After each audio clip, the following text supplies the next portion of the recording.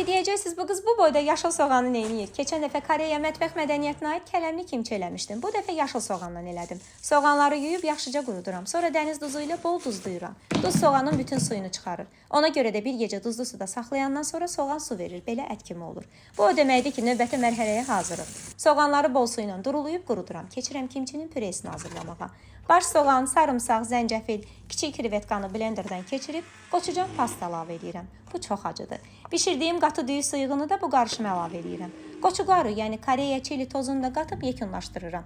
Uzun doğradığım kök, almaları da içliyə əlavə edirəm. Qat-qat şəkildə soğanların arasına bu qarışımı çəkirəm. 8-10 günə fermentasiya prosesi başa çatır və yeməyə hazırdır.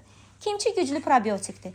Bağırsaq florası üçün çox faydalıdır. Bəlkə də Koreyalıların uzun ömürlülük sirlərindən biridir. Kimçi təkcə qida deyil, Koreyalılar üçün uzun tarixi olan gastronomik bir ritualdır. Spesifik dadı var, ya sevəcəksiniz, ya sevməyəcəksiniz. Amma təəssüf ki, o qədər soğandan yarım konteyner kimçi alındı. Neçə dəstə olduğunu isə siz təxmin eləyəcəksiniz rəylərdə. Bəs siz bu qədər acı yeyə bilərdiniz?